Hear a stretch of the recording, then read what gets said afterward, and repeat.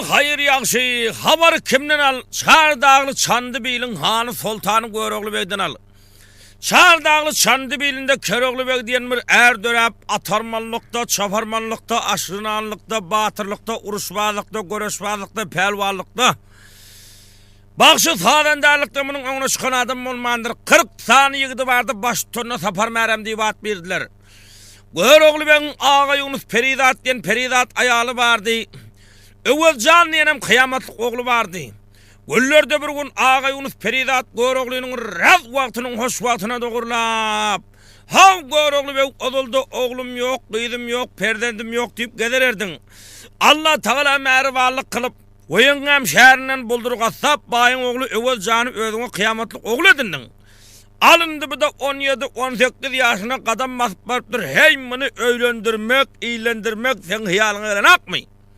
Pah, Peridat şuurun yaman kovu taptın o sen. Hani Öwelcan'a münasip kıyız bu iklimine var mı? Ayt, nerede bolsa kaleyin onu dedi. Al Köroğlu Bey, men sana Öwelcan'a münasip kıydın nerede bardığını anıklayın deyip. Özüne belli aslı Peridat bulunsan, dırnağına seyredip bir doğalar okap oturan vaktinde 18.000 alem cahanda bolcok gelecek zatlar Peridat'ın kovuna ayağım olup duruyor eken. Her doğanı okap başan parmağının dırnağına seyredip, hav Köroğlu Bey, al senin Öwelcan oğluna münasip kıyı. Gürcistan yurdunun leke paşanın Gülruhcan diye bir kıydı var. Şol bana münasiptir. Misli asmanın bir alma yere kaçağı da iki bölünse, yar Öwelcan, yar Gülruhcan olup durandır Köroğlu dedi. Göroğlu şu yerden amının yol idini hemme barış gelişini salık alandan son 40 yigiti bilen Peridat'ı bilen hoşlaşıp al yigitler Peridat'ım al indim ben şul Gülruhcan'ın idinde helakçılık çekmesem indi bolmayan oldu deyip 40 yigitine karşı karab bir gözel alarman Öwelcan'ıma toy şayın tutun temen gelinçem. Bir haber iyi verin hana sultana bolsun kulluğuna temen gelinçem deyip 5 kelime hidayet durarken görmek ne mi diyer ki?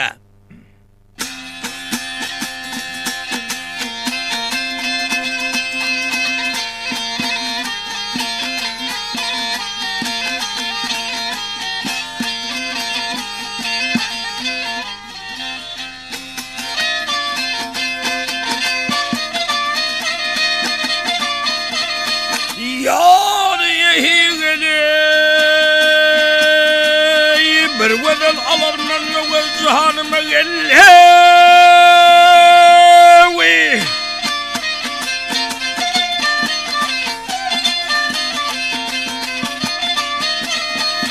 Toy şayını tutun temen gelinçem gel.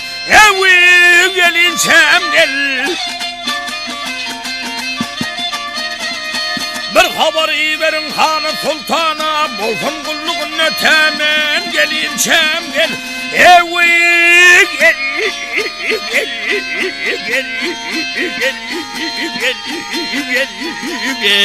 Gel.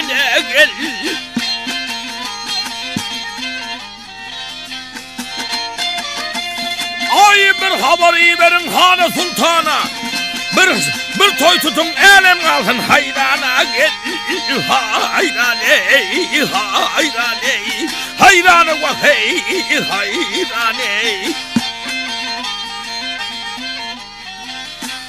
Bunu 40 kuzuyunu çekin bir yana gel bir yana.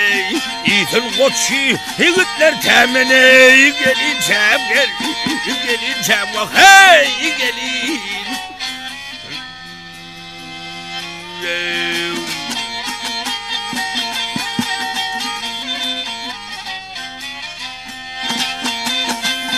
Bile düşman bolun Reyhan Arap'tır. Pir olmasan verdin işi haraptır.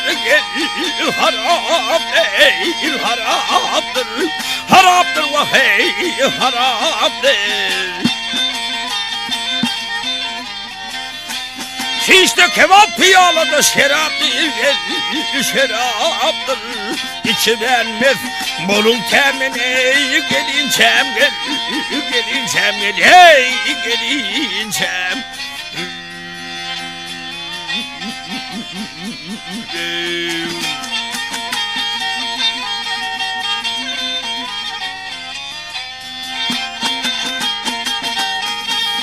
Ay Keroğlu ben sana kadır tuğanı ho ho Dil bağladın bir yaratan Allah'a geley Allah'a Ay koy görüp dur dolsun bağrı giryana Toyun tutsun ilim temin evi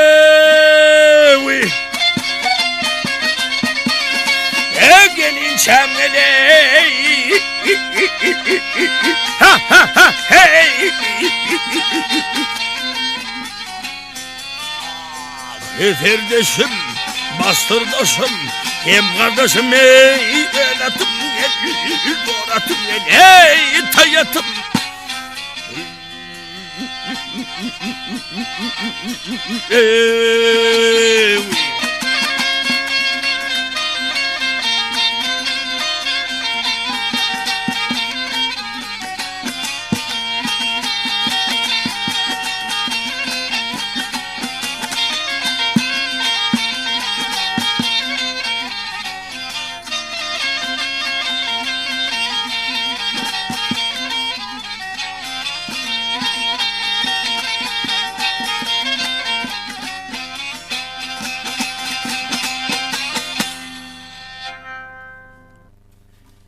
Göroğlu ben bu sözünü tamam kılıp 40 yigidi bilen Peridadı bilen hoşlaşıp Nirdesem Gürcistan yurtlayıp yol rıvanı oldu gidiverdi. Az yürüyüp köp yürüyüp birini joğun yol yürüyüp şal gelsine Gürcistan ilinin bir yançetinden iniyip geladı. Geliyen yerine bir eşeklice Aksakkal babanın elinden yetti. Bunun bilen salam aleyk alışandan son Aksakkal babamından haber soradı. Hov ineyim. Nirlerden geliyen bu yurdun adamına menden ak. Ne işler bilen bilen illere düştün. Bu babanın hali sallan bir ak kovun, bir kovu adamdağını bileyip Keroğlu. Al baba mena bir kıyın yumuş bilen ha gelendirin sen yurduna deydi. Neşik yurt, neşik iş. Ama al men şu gülrukcan şun geliyen. Hey oğlum kıyın işe başın koşan ekanın. Sen gülrukcan gerek bolsa sansar baba diyelim onun bağının bağbanına. Şonu eline alıbilsen al gülrukcanı elinde göre kasen. Ay boluyor. Ha baba sen nira varyan. Ay mena ovamızda bir bay toyu demen şona varyan deydi. O toyu mene melterler mi ha? Ay toyda da sen al deyip adam dalına attırıyorlar mı? Yor bile varsak bile bar vereyil deyip ikili tırkaşıp bar verdiler. Bunlar sol barışına toyhanan bir yan çetinden iğneyip geldiler. İnha görseler atı, ödü, bir kayırın ağış yığıt. Ilgap gelip Keroğlu'nun atını tuttular. Arkasının ağdı utarını görüp, bunu bağışların oturan yerine elttiler. Keroğlu esevan etse yığınanı bilen meraka yığınanırken. Bir tofar bağışlar inha, bir ulu tapçağının üstüne yığınanıp, sağlarını eline alıp aydım aydışıp, sağ çalışıp gelen merakaya hedil verip götürürler. Keroğlu'nun amnen bihman bağışı deyip bana bir törraktan yer verdiler. Bu bağışlar aydımını aydıp sağını çalıp bolunca Keroğlu'm ortada duran atlardan karın çöpünü aldı. Bir meydandan son Keroğlu'na gerek geldi. Al miman bağışı gerek senden. Keroğlu eline sağını alıp öngü bilen aşkın talhın namalarından, öngüydün o vayın kadarlarından, rast sonundan babam gammar ışkından oğlum engli algar yollarını yazdırıp koyverdim bunun önüne çıkıp saat çalanım olmadı, aydım aydanım olmadı, Keroğlu'dan belent bağışı olmadı bir yerde. Senden belent bağışı olmadı, baş bayrağı Keroğlu'na verdiler. Keroğlu'yu aydımı savuyup bolun son meraka görüş meydanına yığınanı vurdu.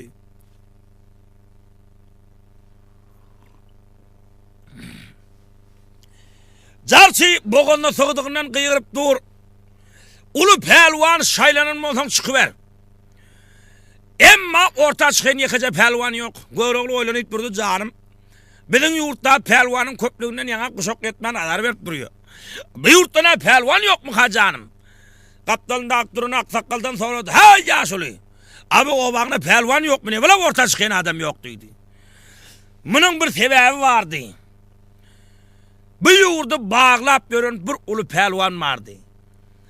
Bir 5-6 yıldan meri biz elagaylar bağlap veren pelvan eken. Köp vaktan meri öz arman etip veren eken. Indi menin bilen güýjüden rak bir pelvan sataşta. Şunun bilen tutuşdum. Şunun başımdan ayılaplar yerin yüzüne gaýdyryp bir taşladam. İçim bağrım sowayetda dip köp vaktan meri arman etip veren eken. Şu pelvanın adyny eşiden pelvan orta çıkyp bilmedeken. Orta hiç pelvan çıkmanın son hangi aksakalaydı hav yakşıgıt. Ay senin tuvaleme bir kişiden gayratın, katlı kamatın kemnal. Özün katlı kamatın, sıfatın, güç kuvatın gelen yigit senem. Han orta çık, yıkılsan ay yer götürür. Al yıkılsam ay yıkılırın olun, emma yıkan adamı da ölüm pellerini tutturun men neydi. Görüşte ölünün kan sorulmayı han çık orta. İlatı tomaşa gerek çıkı köveden senler gerekli kuşağını kovsatıp doğunu çıkarıp telfeği çıkarıp edeği çıkarıp bilekleri çermep baldırlar düyürüp yekoyluyun horoziyanı ortalada kovacaklap gelip yor. Mının bu ortalada bir gelip yorsunu göreni yankı dayav pelvan keroklayını görüp emma govni yetmen. Kaptalında akturan şagirdin aydı hayt şagird. Hemen bizim adı o adam destik ortada gelip yoroydu. Bar bu pevkedenler bulap yere çalkaytmın deydi. Mının bu tödem keroğluyun kulağına çalarak iyilik qalarken hey zangar meger ödün gelmersin her ne deyip yankı şagird pelvanla tutuşup ötögüdü verdi. Keroğlu yankı şagirdi doğrudan yıkın kişi edip didini yere degrip koydu. Ay bunu görüp yankı dayav pelvan merekanı kıyana bölüp şal hasırdap gelişine senne yok menne yok. Keroğluyun kuşağından tutup özüne bir tartıp o yana bir çekti. Bir yana bir tarttı. Emma Keroğluyun duruncayla kozgavan bilmedi. Keroğlum tap yerden gögörüp çıkıp duran yaka düyüp gücüm yal sarsan ağamdanlar. Bir meydandan son yankı pelvan yağdap, dirlep, Keroğluyun yüzüne gözlep al miman makşi. Sen mi daha cadı boyçuluk et durum muhammeten yana? Ayyak pelvan ağam bilin. Cadı koyçuluk bilen, doğa koyçuluk bilen, odatlı bilen işimiz olmaz. Sen yöne bilencim elinden kalmağıl. Ayyak men emelim oldu etip boldum men neydi. Onda qayım durgul deyip Keroğlu yankı pelvanı özüne bir tartıp alıp, iki didine mindirip, raz döşe kaldırıp, başından aylap, raz yerine bir katrak yeri saylap, bir taşladı, yankı pelvan aşı düşün tanayalı ağzına köpük saçıp yatır. Bunu görüp 5-6 saniye yaşıt, ay bizim pelvanımızı öldürdü, hep pelvanımızı öldürdü bolşup Keroğlu'nun. Doğurak taşına girişi verdiler, hav büyüklerimin için herkes kam çekmenler. Men yıkan pelvanım 3 günden sonra özüne geliyor, ona çellik kırpıkına kıymıldatmaz. Ay boluyor Hasan özüne gelse boluyor da deyip ayağından iki kolundan tutup yüreğe kadar bir igdeyen köle gözüne yatırıp koydular toyuktorunca yatıver dedi. Güreş tovuldu ondan sonra yine carsı kıygırmağa aylanıştı. Ulu atlar 9 medal yoldan açacak. Kimin atıyı vuruk bolsa getirip koşu versin. Bir yaş oğlan algap Göroğlu'nun karşına geldi. Ağa selamun aleyküm. Ve aleyküm esselamuneyim. Alt tuvaleme ağa özüne bir godaydına yakın yigdekenin senin. Sen odalayı bakşın bayrağını aldın. Pelvanın bayrağını aldın. Atınam yaman satarlık görünüyor. Şu atını bana versen. Şu atı ben bir çabuk gelsem ağa yüreğimde armağan kalmadı. Geleli ver ardı bu taşına otsuğunu verip ödüm şun yürüyü törsün neydi. Hizmetine getmiyorsun şu atın neydi. Gel bir yaş oğlunun kovunu sınırından şeytanın boyunu sınsın. Al ineyim bu ata minenden son bunu devsiyeceğim diyeme. Kıssacağım neyime, kamçışalacağım neyime, başın çekeceğim neyime, şu atın üstüne sağman oturup gelebilsen buluyor oğlum. Gıyretın hafiyetlerini bu oğlunu düşündürüp AK Partiyanı verip bar Allah yarın olsun. Oğlum deyip yankı AK Partiyanı verip uğratıp koyuverdi.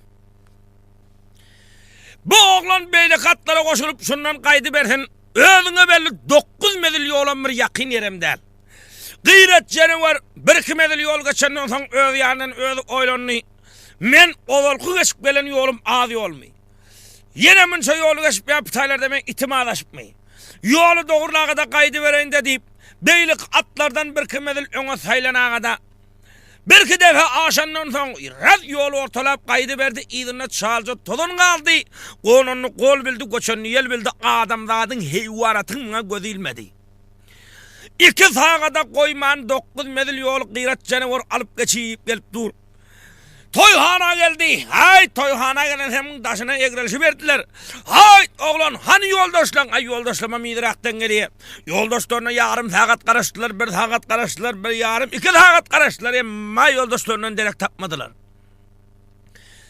Ondan son halkın göğününe guman gidip bir de yarım kalacaklar gittiler. Hay oğlan sen yine beylakatlardan öňrakdan gaýdy beren bolma. Ya orta yoldan gaýdy beren bolma. Hem dogry gaýtkıl bellerge diýdi. Özüňe belli ýaş oglan raz kıssabrak. Bir zat diýsen korkunçyny dogurjasyna maýdaýy. Al ağalar men şu ata bir menen mübliyen. Birem gelip düşüp duran mübliyen. Bu atın şamalından ýaňap gözüň açar ýal dälmi? Hälim bu at akyllat eken.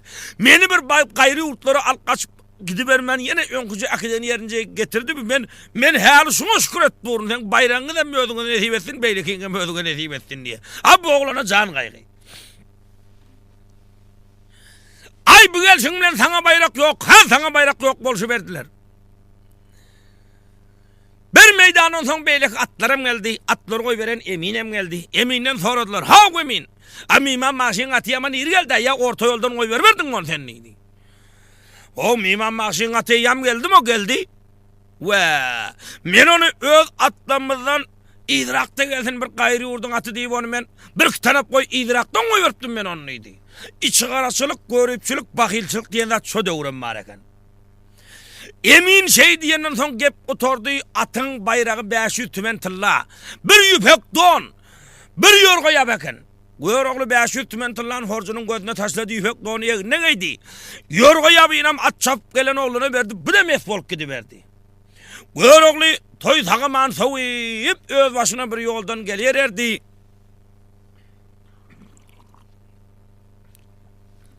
Hay oňa çeline öňe belli gün matyp goýgoýnam ýyglan eken. Gün matandan soň goýrogly oýunşyk gelýär, jarym indi bir hudaýlykly bende bolsa.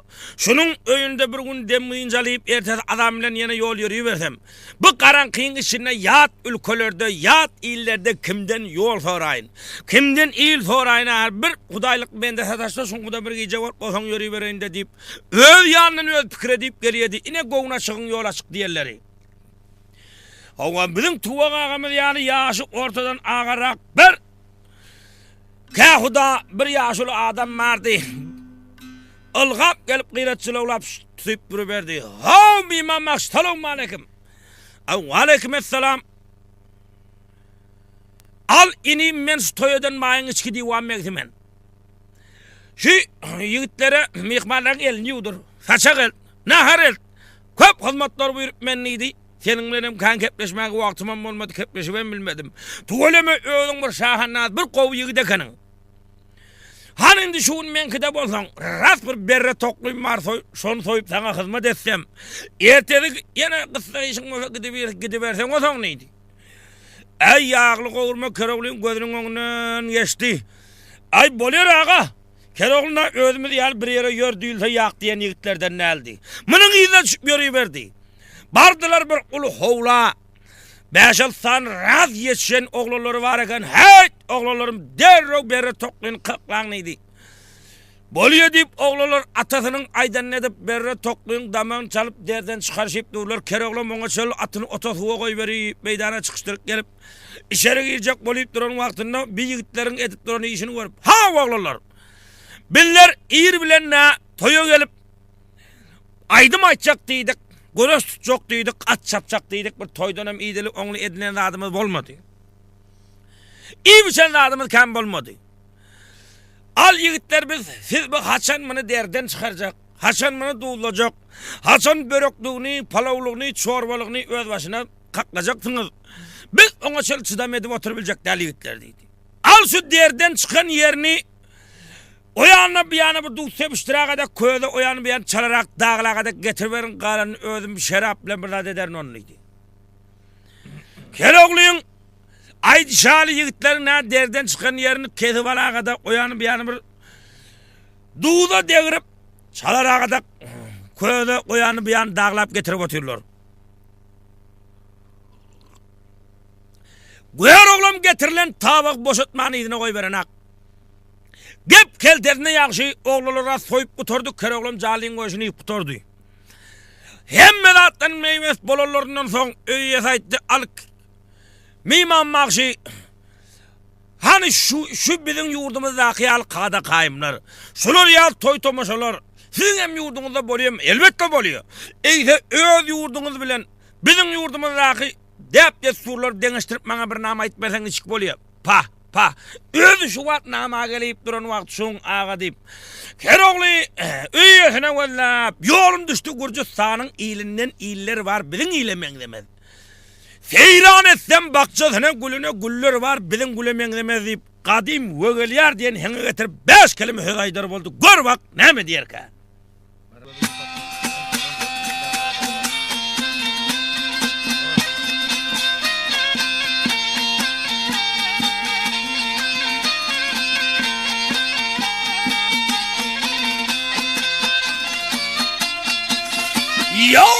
Yolum düştü Gürcistan'ın ilinden.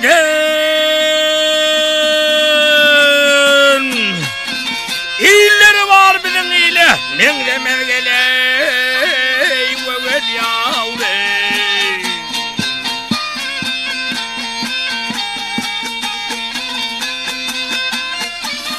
Ay seyran etsem bakçasına gülüne. Gülleri var bizim güle. Nengre mergeley vevel yavrey.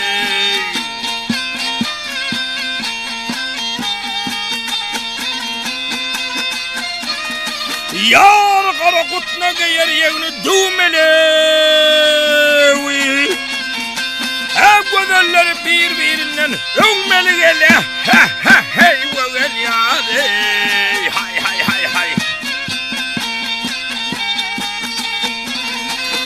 Benle erma tarifini dimeli gele vevel yavrey. Halları var ya vezhana menge mergela vevel yar. Vevel yar. Ey vevel yar. Vevel yar. Ey vevel yar.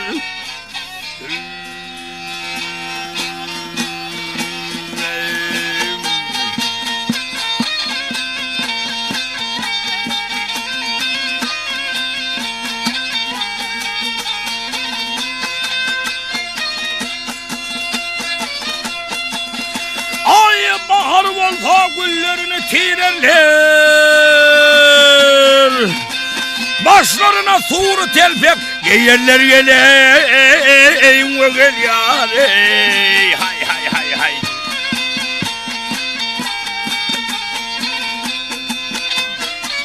Atlanandan ne daha diğerler dilleri var bizim dile. Nengemez gel ay gel yar.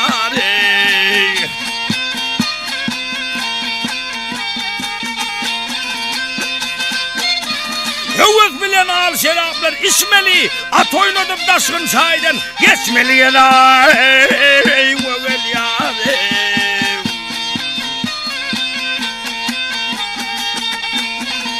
Ay gör oğlu belin çeviğinden uçmalı gele. Vevel yar. Hep billeri var benim bile. Mengre mergela. Vevel yar. Vevel yar. Ey vevel yar. Vevel yar. Vevel. Ay yine bir gede vevel yar. Ey vevel yar.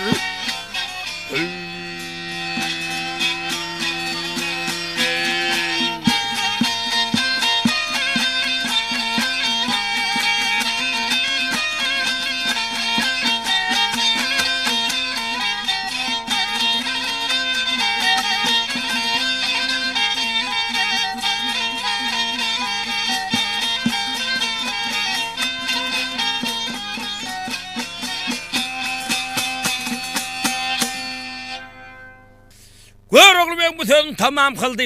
Pah dillerine kuvan mimam makşı dillerine kuvan mimam makşı. İne Keroğlu'da gep gıtmı söz gıtmı nama gıtmı saz gıtmı. Şol aydım sağda gefe gurruna rivayete güymap oturuşuna beyanın dağıma garan eken. Arında ağa bana cevap versen ben öz işim bilen öz yoluma yürüyversem nişik bolar? Al ineyim şu saat çalışana göre, şu gep tavşana göre, şu nama gayırsana göre, ne çoğun menkide mimam olacak diysen gününe bir carlı soyup hizmet edeyim sana deydi. Ayyak ağa men yolumdan koyma, hay boluyor, olur yarı kıssak işin olsa sana cevap. Al mimam makşı yolda izle gerek bulur deyip bana ağzı karacat kemse tutup verip. Onun son atına, özüne bir lay silo serpay verip. Keroğlu'na cevap verip bununla Allah'a yalaşıp al iyiliğine kayçın yine yolun üstüne bilin öyle bir dekkeş deyip bununla hoşlaş kalıversin. Keroğlu ve gıyretine galip bolup neredesin Sansar baban hovlus deyip yol rıvanı oldu kaydı verdi. Şal gelişine onun bunun sorap idap Sansar baban hovlusunu taptı. Hovluyun edil kavat karşısına gelenin anırdan kıygırık geliyor onun katnaşıklı adam yalı. Hay Sansar baba öyle misin hov? Öyle olsan da şık hov selamun aleyküm deyip onun katnaşıklı adam yalı. Sehraylığa salıp kıygırık geliyor. Sansar baba içeride oturan yerine koyduğunu ve canım bir sehraydan kim kan etmeyi. Kimin olsa bunun haberini almak gerek. Ilgap meydana çıkıp kapını açıp etevanesi edil kavat karşısına atlı yaraklı, dolu telfekli, murtların yensesinden çatı vermeli bir gerçek koççuk dur. Sansar babamın yüzüne çıngerleyip seredi verdi. Hey baba arsa çıksa koro diyal ne vere cekcerli verdin. Konudan garan yitin midim ben? Al ineyim onun bilemek doğruyumdan geleyim diye doğruyumdan gel. Doğruyumdan gel hem Çardağlı Çandı bilinde Keroğlu bek diyen bir erdurap bir diyeş diyen. Meğer yerin yüzünde iki olsa biri yeka olsa yedil ötsen neydi?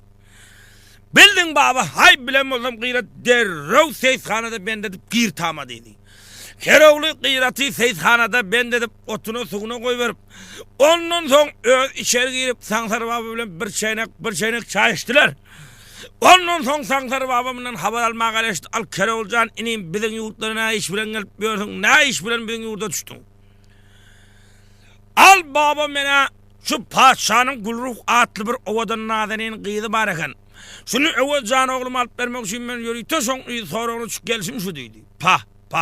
Tuğuleme sen oğlum ya sen enen voli ya atan voli ya öğün voli ya vellonun vatanın bir kırasında oturan yerin bar senin. Onu çıkı sen o doldan sehedin oğlum gelen oğlum eken sen. Ona al padişah 7 yaşardan 70 yaşarı erkek göbekliğin cemlanıp avaşkara gitti. Al bir aydan gelecek mi yarım aydan gelecek mi belli değil. Sen neydi arkayın şoğuydu. Kalasından al da alıp gidiver. Ey babam ben kırıp kırcaştırıp görecek del bana hilesini salıver hilesini.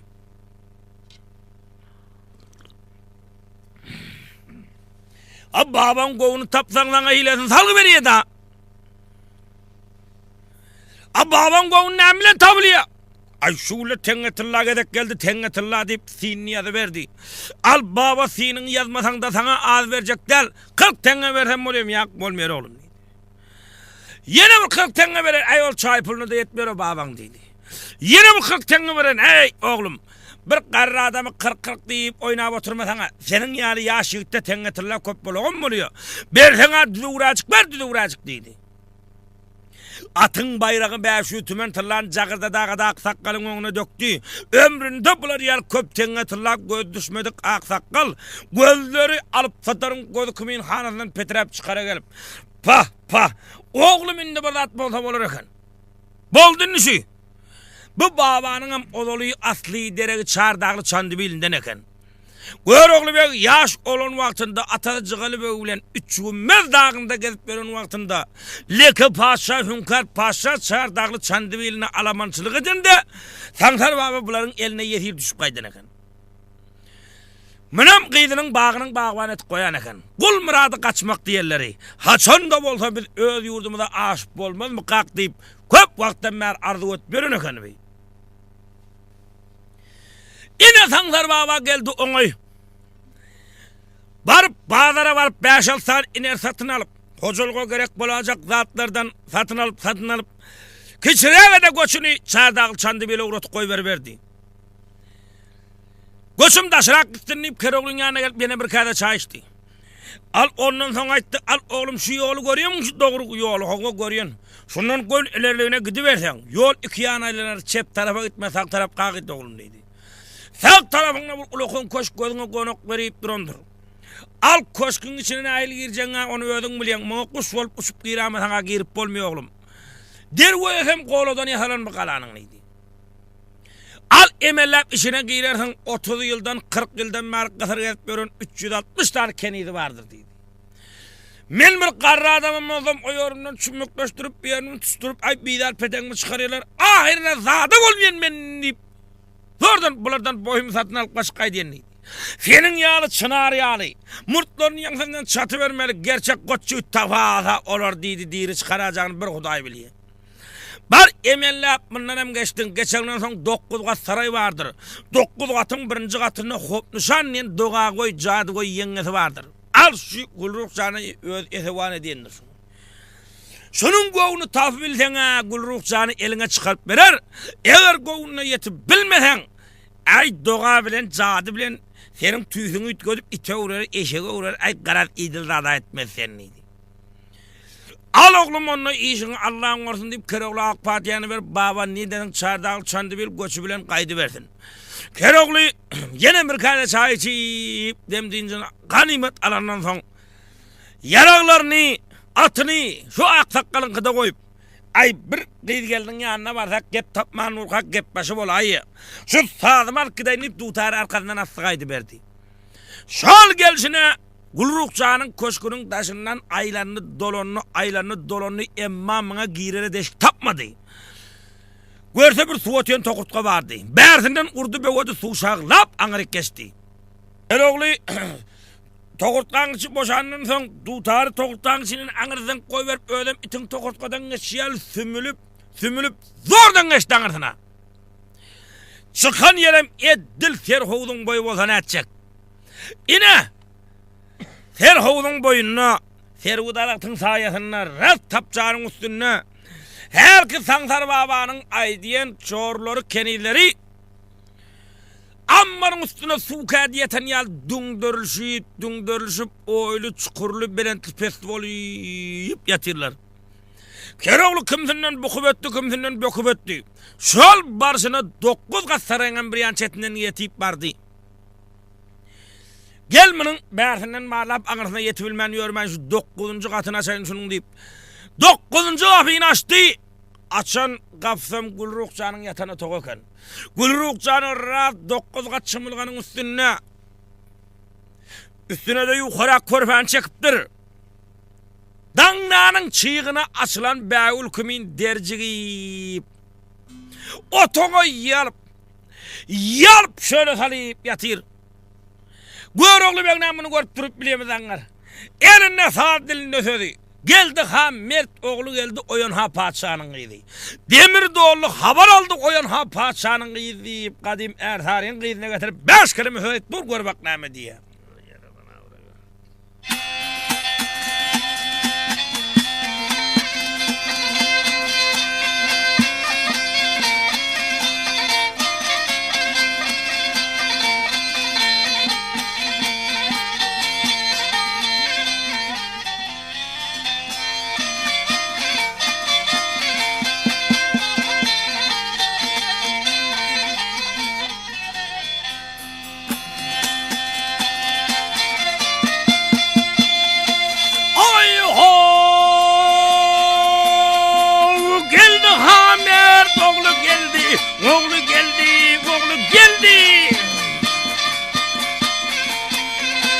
Oyun ha padişahının kıydı daha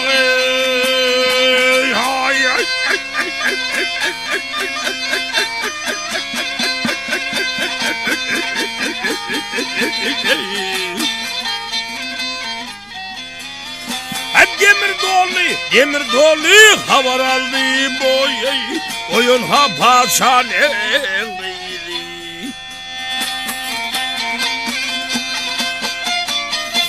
Yola çıktım ben yollanayım, yollanayım.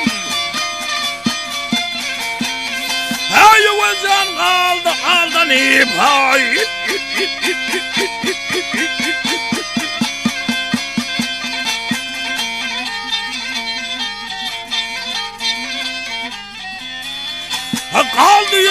Kaldı yüzümün hayallanıp oyun ha paşan engiydi.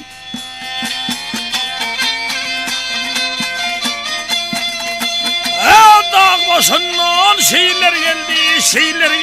şehirler geldi. Katardaki nerler geldi. El boyundan.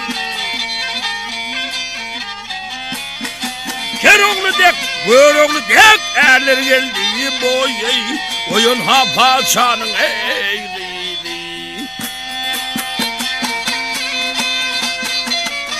Ay böroğlu dek, erler geldi, oyun ha paşanın eğriydi.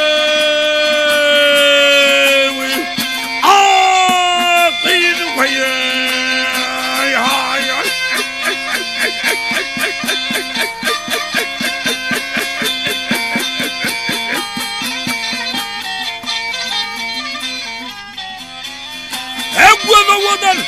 Vıdan eli çeper boy, çeper erfaniyle.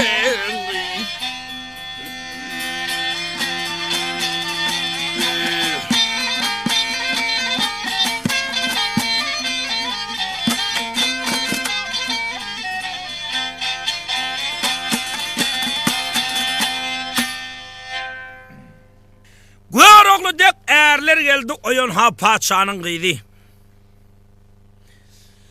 Göroğlu bütün tamam kıldı. Emma Keroğlu'nun bütünden bu kıyı tiskinmedim. Keroğlu'nun aması bilen bolup duruversin. Indi haber bunun hop nişan yengesinden aralı. Hop nişan yengesi çalarak dukurduğun bağrını bilen ekeni emma bir mahal kimdir diyen. Keniyle bir de yarımdır da. Gülrukçanın hizmeti bilen giyip çıkmıyor. Nırda diyen kuman bilen alın eken. Bir meydanın Törkotoğlu'nun birinden aydımın sağdan tutarın sesi geliverdi.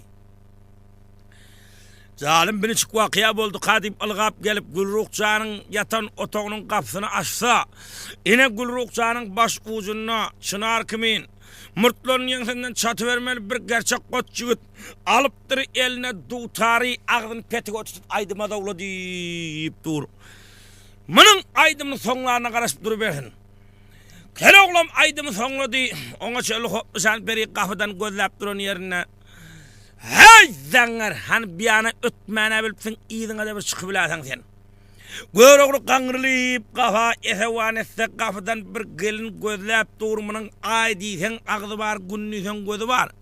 Kaşları kıyılıp duran, gözleri süzülüp duran, yanakları hal menek pisse zire burçok derlep duran.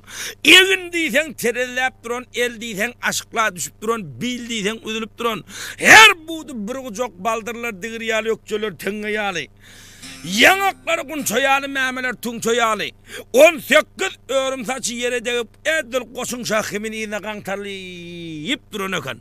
Yüzü gözüne red almaz polo su verilen yalı. Mının gözler Keroğlu'nun içinden bağırına parran geçiverdi. Göroğlu'nun endamında bir kaldıratma peyda oldu. Canım çok hopnuşanyen doğa koy cadı koy yenges dem kaşı. Yine beni doğa bilen cadı bilen tüyümü itkötüp yoran olmasın deyip o yerini bir yerini yumuşakrağa da yerlerini çummuklaştırıp görüyor. Yak görse önkü dursu. Gel bu beni itkötmeken ben bunun hayın alayın. Şu gelin kıyıda uğruna koydum ben sen söyledim deyip şuna bırakıp yarıma söz aytsan yürek bağrı eriğen mi oluyor diyemişe.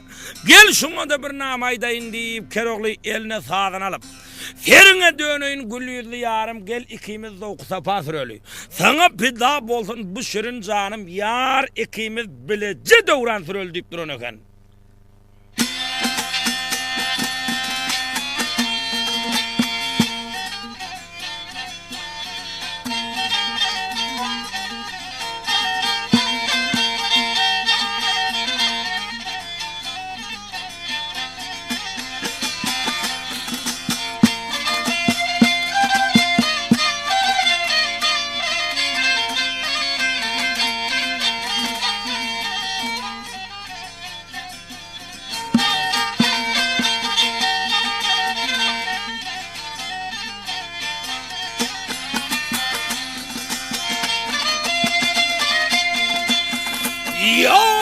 senin yeni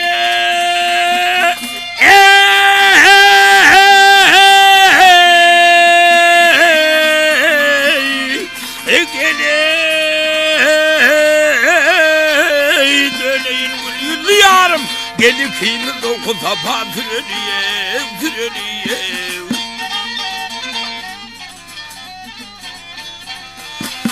sana bir daha bolsun bir şeyin canım gelip kime dokuza patırıyor.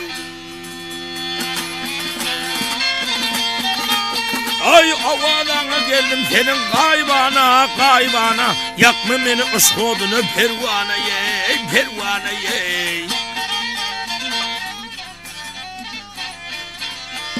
bir yeda eyleyip kılma divana yar kimi bileceğim.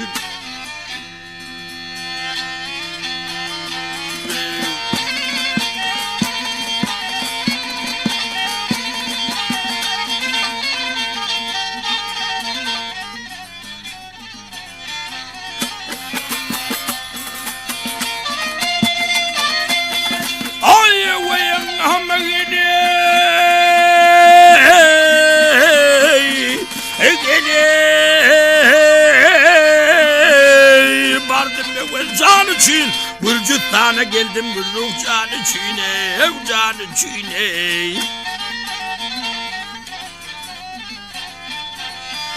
Hem cephalar çektim kendi canı çiğne Elikimi dokuda bazı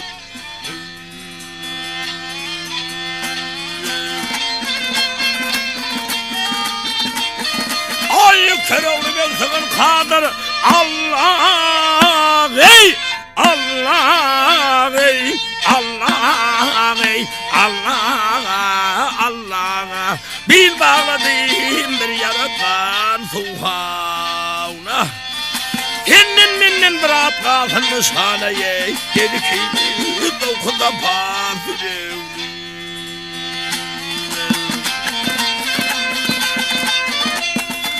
Ay kendin bırak kalsın nişaneye Yar gelikimiz dokuda payım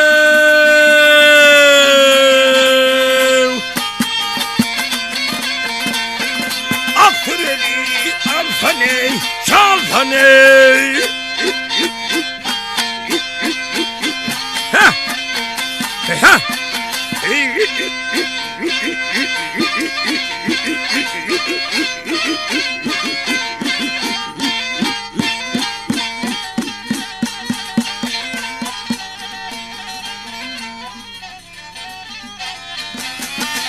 Gele malo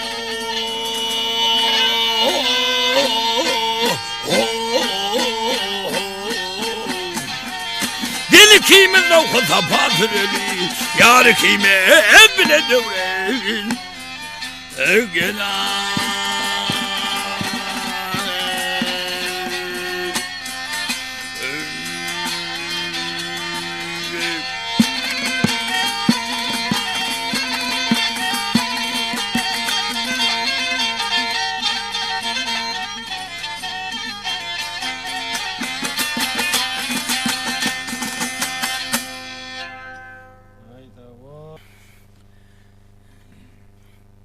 Yar ikimiz bilece devran sürüldüydü. Hop nişan peri görüğün namasını dinlep durup. Ha yakşı git. Naman ahirinde görüğün adı geldi. Sen neyde görüyorsun onun neydi? Bay bo. Sen al neyde gördüğünü görüyorsun. Dil keroğlu ben özü bolsak ne edecek? Ve Çardağlı Çandıbilinde görüğlü bek diyen erdöraptır diyeş diyes.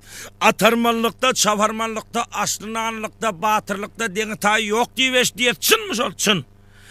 Eyse görüğlü ben didarını görmeye köp vaktin beri zar olup gördük. Pah, özü Allah onu salsa. Özü dil kavat karşıyına mağnana getirip koyayın ekonu deyip.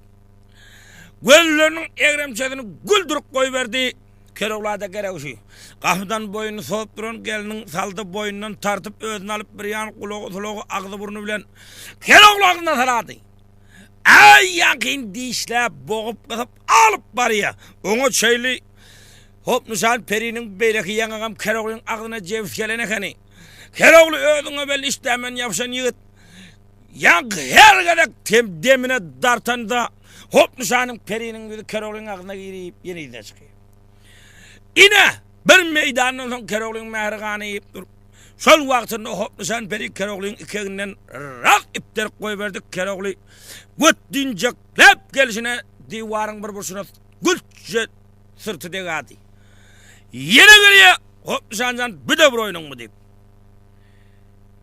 Ay saňar ötme bärini soýardan diýdi. Ha bolýar. Ötme diýsen ötmez. Al sen ne bolat tanapdan maşanan tanaýal dogry gelip sokçy berdiň. Wak bolal özüň aşykdyr diýdiň. Bir görmäge zardyr diýdiň. Onsoň bizden meleşdirme biziň hem öýden çykarmada bir hepde boldy özüň ýarak bir ýylmanakrak naçar sataşman mukadip köp wagtda arda ötüp gördük bilen. Bizden meleşdirme diýip dur. Al Göregli beg senin bilen şu ýerde bir iş gursagan bolman durjak däl.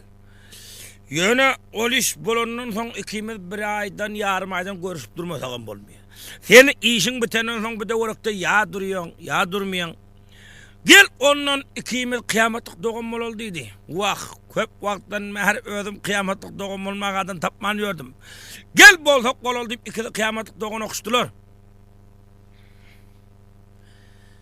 Ondan soň Nişan Periminin habar soramaga aýlanşdy. Al Keroğlu aga bir ýerine iş bilen gelip ýördiň. Ay mena şu Gulrukjan şuň geldim. Wah.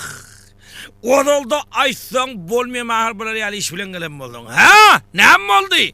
Wah, sen odolda Gulrukjan şuň gelenligiňi bilende seniň bilen dogun okuşmadym diýip buduny şapatlap agramjyra berdi. Keroğlu aýtdy, dogun bolanyňa pişman edem bolsaň onda ýanky taşlany işime de başlap bereýli bolmasa diýdi. Ayak indi men sana dogonlugum berja etmesem bolmaýar. Hop Nişan Perik galanyň derwezesiniň açaryny Keroğluň eline berip al. Keroğlu aga bar, gıyratyňa kel. Keroğlu tap öz bagy aly, öz açyp öz ýapyp hemme ýaraklaryny dakynyp şanaly watlaryny geýnip gıyratyna atlanyp geldi. Gulrukjanyň burnuny behuş derman tutdular. Al tap ýurduňa barynça inni demin çykarman ýatem bolşu diýdi. Ay bolýar. Gulrukjanyň yatan düşög bilen birlikde gıyratyň sırtyna ýükläp Keroğlu Nişan Peri bilen allaýarlaşyp ýürüýberdi.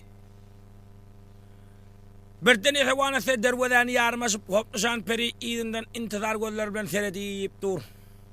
Gel, jomartlyk bizden alsyn. Dip ýygyna aýlanyp gelip çyn söýärmen Nişan hemmege Allah ýaryny. Bizge berdin Gulrukjan, ne dilesen tayyarını deyip, Nişan Peri'ge gözlep, beş kelime hözüye korbak näme diýer ha.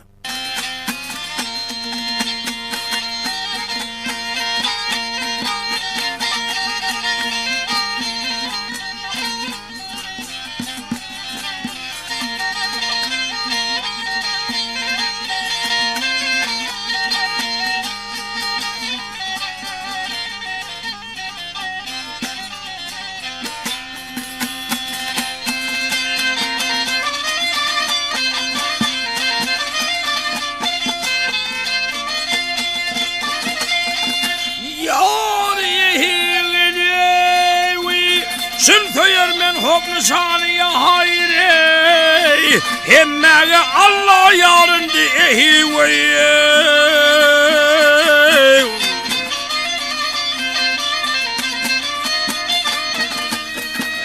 Bilge berdin Gulrukjany, nädili sen taýýaryny.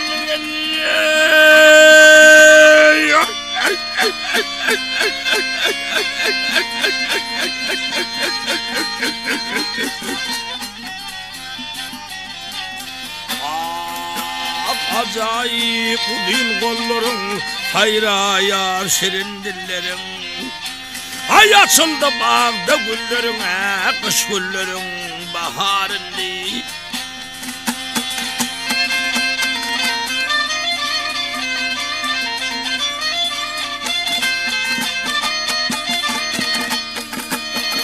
Yar gıyratan dağlar dönyetti, hirlerden keramat yetti.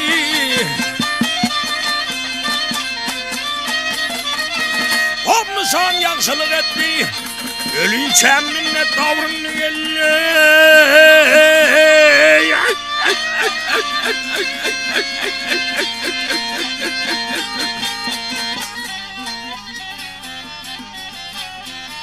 Övetim var talgadında, madam geçeme söhbetinde. Her oğlaylar geley hizmetinde, ey temin ölünçem barın.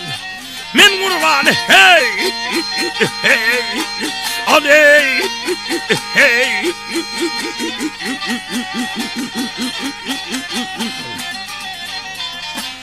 Hep bir gıydı bileni, bir zuvanın. Geley, bir gıydı bile, bir zuvanın geley. Saçı ayakına düşmüş.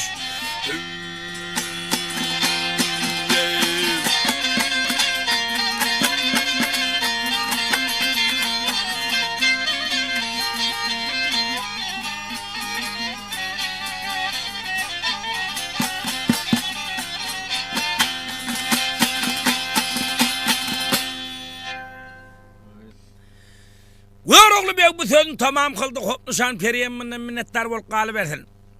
Keroğlu kuşun alanından sal diyerler deyip gıyratın zılavını Çardağlı çandı bile taraf dengle verdi.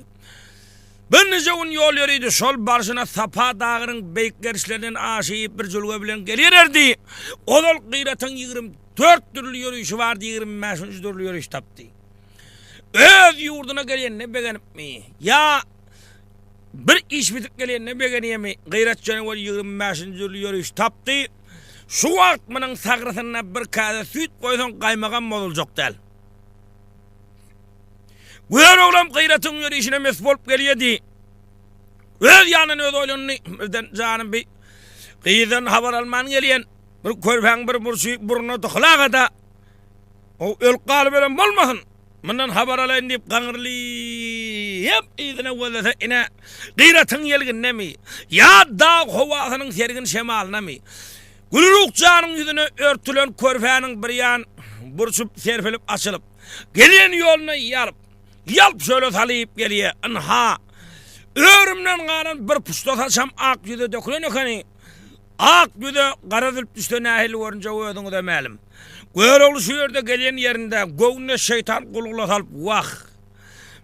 Bıgıyız ahıl bizim yani gerçek koççuğu da münasibe kırığı. Var mının yoluna gıyratta sadaka bolsun.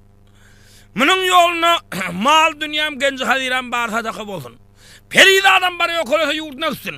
Ay öğüz canına Osmanlı'nın çapmağı denen bir sirkel tafılmayamaydı ona deyip. Bariyen yerine göğüne şeytan kulukla salayım. Sağ elinde o söz dilinde Sapa dağın sergilinde öğüsar kara zülpün senin. Menden başka kimsen vardı toğsar kara zülpün senin diye. Bariyen yerine 5 kelime sayıt bari görmek name diye.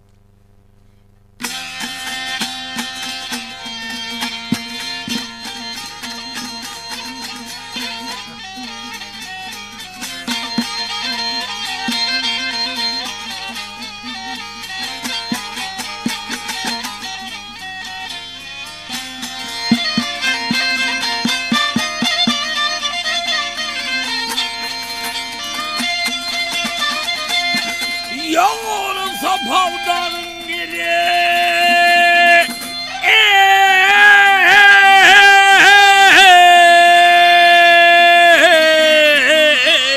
sergininde yoktur kadar zülfüm senin. Menden başka kimsen vardır da dey topar kadar boy zülfüm senin.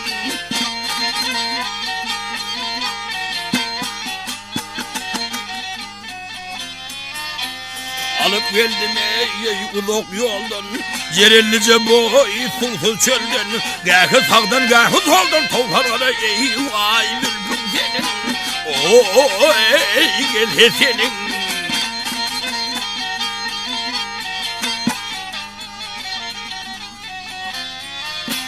Gıyret mini ve ey kadam adam Şirin levlerinden dadam Ak yüzümde badam Topar kadam boy zülfüm senin Gıyretim girse ey meydana Emtemlibin ey gana Ya toparmın evvel cana Topar kadam boy zülfüm senin O ey gel senin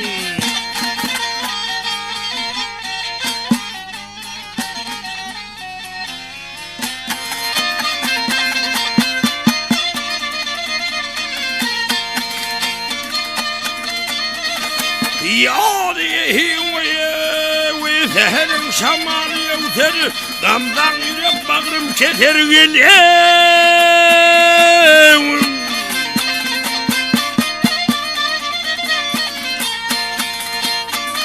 Ay al yanakta gülün öter kara dülpün senin ey,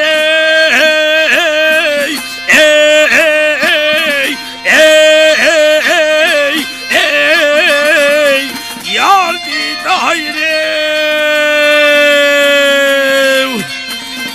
yar gamhore.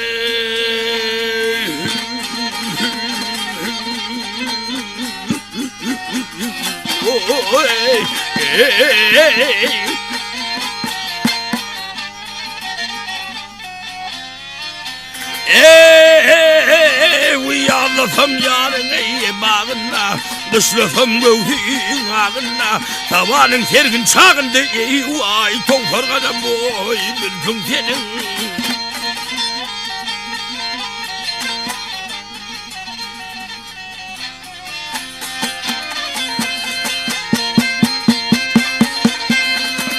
Ay arabat meydanını yürür, koç yiğidin evlimle durur. Ay teroğlu pirim olar kayıttım kadey, alev uç alev.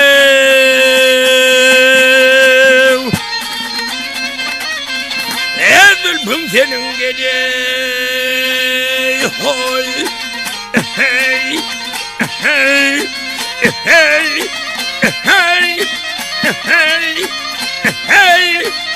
Hey, hey, hey.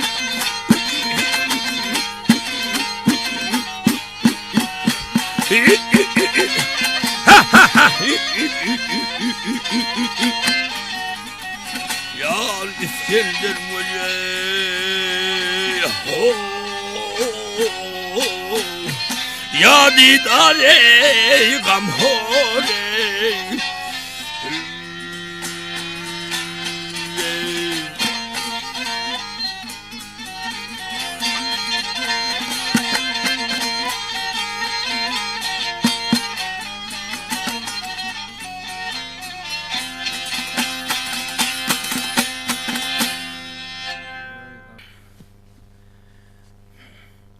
Ver oğlum bu sözünü tamam kıldı. Namanın ahirinde koç yiğitler birine durur. Arabat meydanına yürüyor. Kayıt Keroğlu pirin vurur. Kayıttım kara zülfün senin deyip yine yolu verdi oğlum türüverdi. Az yürüyüp köp yürüyüp birinci gün yol yürüyüp şol gerisine Çardağlı Çandıbiline geldi. Çardağlı Çandıbiline gelip Gülrukcan'ın burnunu huşuna getiren derman tuttular. Gülrukcan askırıp üskürüp önüne geldi. Gözünün şöyle Keroğlu oldu. Ay görse bir gerçek koç yiğit mağnayına dur. Hav yakşı gittiğine kim deyirler dedi. Bana Keroğlu Bey deyirler. Ve Keroğlu Bey deyip ağzını o ağzını eşitibay verdik. Meni yerimden kozgan sen mi? Hova men. Amenna özüne hele edin mi alacak mı? Ya satıp pulumu yiyecek mi? Ya birine verecek mi? Dur soruyorda birine verecek sen. Kime verecek? Ay o cannemir kov oğlum var sana verecek ben. Gözüm bilen görmesem razı olmarım dedi. Evvel canın başına raz şarkara silkme telvek giydirip, eğine kırmızı don, raz sağrı edik giydirip, tamamı yaraklarını dakındırıp, Gülrukcan'ın karşına getirdiler pah. Ay evvel can yalfıldap duran oğlan ödüne belli. Gülrukcan'ın gözü gidip, hay Keroğlu ağa, benim neçe vaktin beri enim atam ben beydip elcireti sakladılar. Benim indi bir ere yararlık vaktim oldu. Beni bu vakti çelli sakladılar. İndim beydip beni elcireti saklamadılar. İru güç birine ere verirler. Yönü kime verseler şu can yalak gerçek koççuyu da bırklar yalak oğudan oğlunu vermediler beni. Al şunun için men o dünya bu dünya senden razı. Şu yerde bir işam mağzım tavuk gelip Gülrukcan'ın razılığını alıp evvel can bilen Gülrukcan'ın ikisini nikahı musulmançılık ben nikah ederim. Bir maksat muradına getirdi. Yakşı yetip murada yaman alıp bu yolda oldu kalp nem olacak hemme yetip murada. Toylarımız toylaşıp ellerimiz yağavlaşıp hemişe her kimin öyünü kecebe gelip düşüp birek toyu katnaş kaymadı. Yalan yığın yani insanı toylarına büyüsün. Bismillahirrahmanirrahim.